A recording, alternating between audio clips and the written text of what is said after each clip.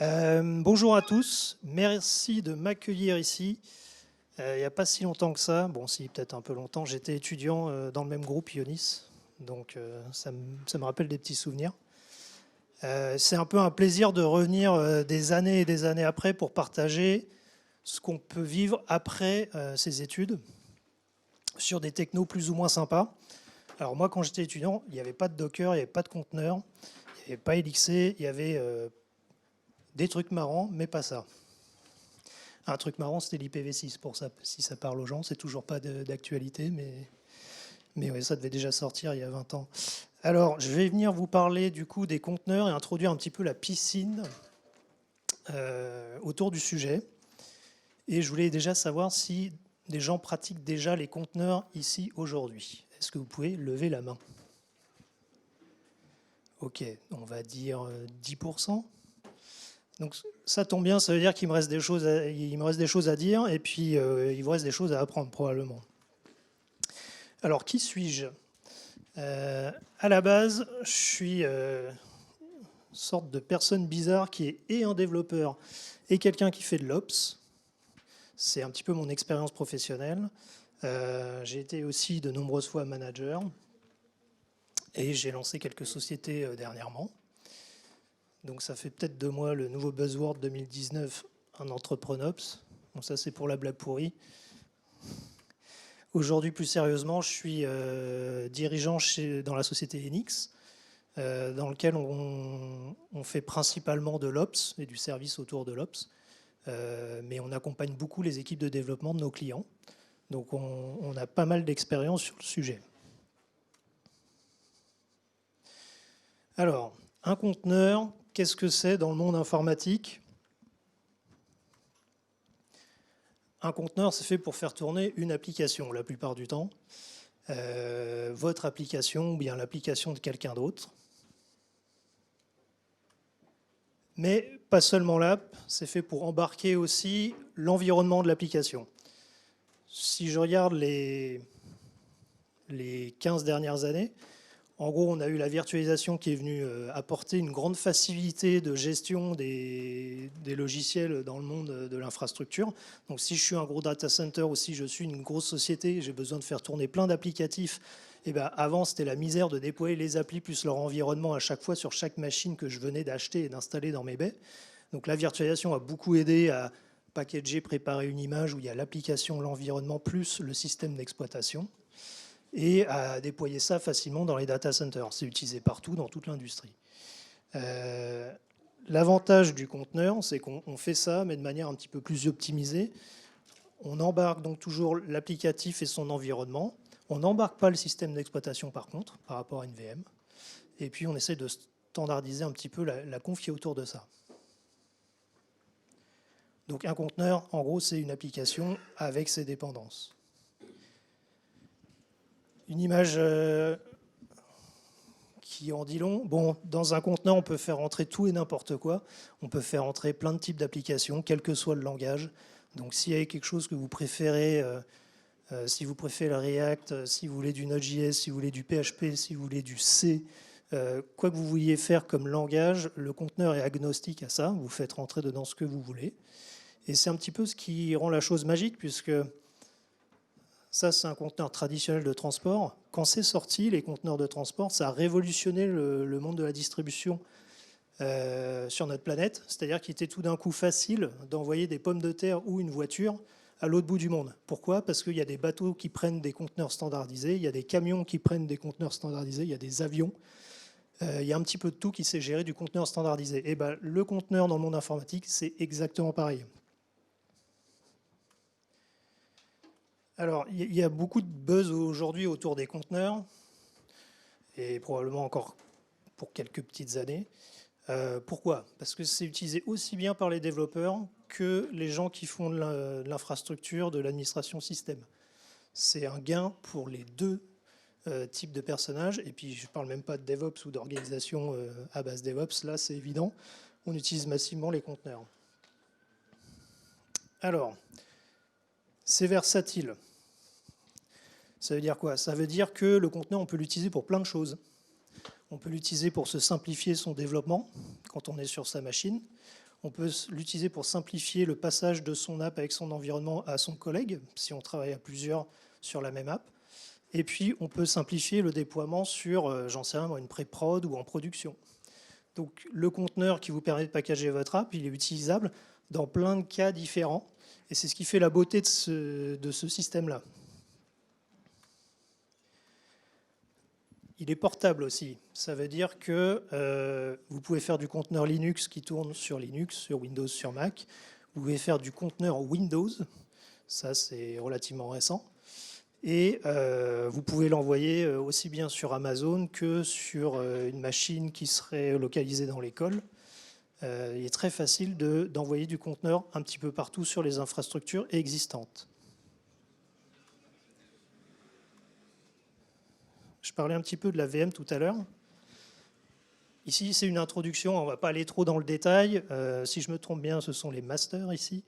Et on parlera un petit peu plus dans le détail avec les ISR. Ça n'est pas une machine virtuelle, mais ça reprend un peu les concepts de la machine virtuelle, le conteneur. Donc, grâce à la machine virtuelle, on a été capable de packager notre app avec toutes les dépendances. Et ben, au lieu d'embarquer le système d'exploitation et de simuler un nouveau hardware, au lieu de simuler une machine avec une machine virtuelle, ce qu'on simule avec un conteneur, c'est un système d'exploitation. Donc quand vous êtes dans le conteneur, quand votre app est à l'intérieur du conteneur, elle ne voit qu'elle-même et ses dépendances. Elle ne voit pas les autres conteneurs qui tournent à côté. Comme on n'embarque pas le système d'exploitation, évidemment, on arrive à mieux mutualiser les applications quand on met plusieurs conteneurs l'un à côté de l'autre. C'est beaucoup plus efficace qu'une machine virtuelle. Alors, si vous voulez masteriser les conteneurs, il y a 3 grands domaines qui sont un petit peu dans l'ordre, mais qui peuvent être pris dans le désordre. Il y a l'aspect construire un conteneur, le créer à partir d'une application. Donc ça, vous avez les quests d'aujourd'hui et demain déjà qui vous donnent un petit goût, un petit avant-goût de ça. Vous avez les stacks. Donc les stacks, c'est un ensemble de conteneurs et en fait, on décrit une architecture de logiciels. Donc imaginons que j'ai un frontal web, un back-end avec une API, une base de données, des workers. Et ben, je suis capable de dire, voilà, ma stack, elle comprend 4 conteneurs. Et les 4 conteneurs, ils sont configurés comme ça pour qu'ils marchent ensemble. Ça, c'est une stack. Après, il y a un dernier sujet qui est en lui-même un sujet entier, dont vous entendrez beaucoup parler. Est-ce que ça parle à quelqu'un? Kubernetes. Ok, on va dire 5%. Le monde de l'orchestration de conteneurs. Donc, l'idée, c'est quoi? C'est quand j'ai une stack qui est décrite avec quelques conteneurs et que je veux la lancer, je sais pas moi, 50 fois, et que j'ai un parc de 100 machines, bah, j'aimerais bien que automatiquement, quand il y a une machine qui explose, le conteneur soit reschedulé, soit créé à un autre endroit. Et en fait, le monde de l'orchestration résout ces problèmes-là. Ce sont des problèmes opérationnels. Donc, le monde de l'orchestration, dont la solution la plus connue s'appelle Kubernetes, s'adresse plutôt aux opérationnels plus qu'aux développeurs. L'orchestration, c'est très important et il faut la comprendre quand on est développeur, mais elle est surtout utilisée par les opérationnels. Donc si vous voulez masteriser les conteneurs du début jusqu'à la fin, c'est maîtriser les conteneurs, les stacks et l'orchestration. Une petite illustration de chez Enix. On aime bien les Kong chez nous, les Monkeys. Et l'orchestration, ça peut ressembler à ça, quoi. Tout ça, ce sont des apps qui peuvent travailler ensemble et qui sont entassés dans des machines que vous avez chez vous, dans vos locaux ou bien chez un cloud provider.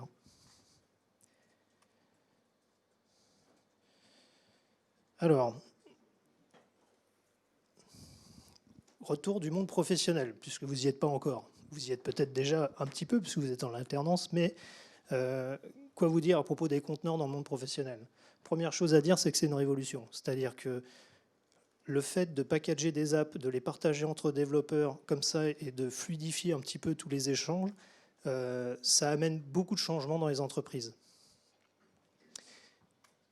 C'est une soft révolution parce que ça ne casse rien. C'est-à-dire qu'on peut prendre l'existant, du software existant, des stacks existantes et les passer dans le monde conteneur.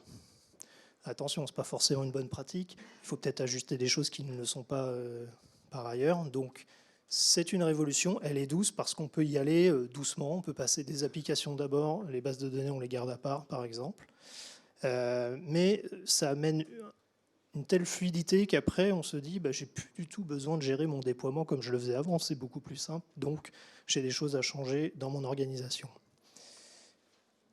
Ça facilite beaucoup le monde des conteneurs, tout ce qui est passage de dev à ops, si les équipes sont distinctes.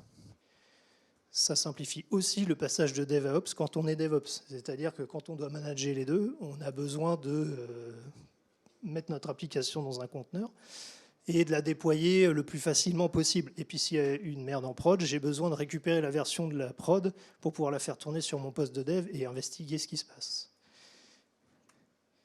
Ça aide aussi, c'est un point sur lequel j'insiste, à travailler en collaboratif. C'est-à-dire que si vous passez votre temps à partager du code, et vous êtes bien content d'avoir Git, parce qu'avant Git, il y avait Mercurial ou SVN, et avant SVN, il y avait CVS, et avant CVS, il n'y avait pas grand-chose. Donc vous avez des outils ultra efficaces pour travailler ensemble, notamment avec Git. Et le conteneur s'adapte totalement à ça et vous permet de partager, tiens, j'ai fait une petite modif sur mon environnement, j'ai fait une petite modif sur la conf de l'application ou de la stack pour qu'elle tourne mieux. Et tout le monde en profite comme ça, très simplement. Ça, on va le démontrer dans la spécialisation ISR. Alors, retour du monde professionnel aussi, c'est souvent mal implémenté. Les conteneurs, c'est souvent mal fait. Pourquoi ? Parce que c'est très permissif. Dans un conteneur, comme je le disais, on peut faire entrer tout et n'importe quoi. Et si on n'y prend pas garde, on met des vieux trucs comme ça, un peu la va-vite, hop, on fait tourner, ça marche, on a l'impression que ça marche, ça va fonctionner, on va le lancer en prod, ça va fonctionner, et puis ça va exploser en prod, on ne saura pas pourquoi, et surtout on n'aura pas d'outils pour savoir ce qui se passe. Là, je vous parle de retour d'expérience réelle. Si vous faites les conteneurs à la va-vite, ça va marcher tout de suite, et les problèmes, vous les aurez beaucoup plus tard. Vous vous en rendrez pas compte tout de suite, vous en rendrez compte beaucoup plus tard. Donc voilà pourquoi on va essayer de partager avec vous des bonnes pratiques sur le monde des conteneurs. Dernier slide. Donc on commence avec quelques quests aujourd'hui et demain. Et on ira un peu plus dans le détail avec les ISR, histoire de bien maîtriser les conteneurs. Pour les développeurs qui ne sont pas ISR, je vous invite à garder en tête que le monde des conteneurs, c'est quelque chose de très largement utilisé et que logiquement, ça devrait vous intéresser quand même. Ça n'est pas limité au monde des ISR. Voilà. On a essayé de faire court. Je reste dans le coin un petit peu. Si vous avez des questions sur les conteneurs ou sur les quests, n'hésitez pas. Je suis très content de partager. J'ai mon collègue Aurélien aussi qui est un professionnel, non pas de l'informatique, mais du marketing et qui aime bien les conteneurs aussi quand même, puisqu'il les utilise. En tout cas, je vous souhaite bon courage pour la piscine et puis je vous souhaite beaucoup de succès. Voilà.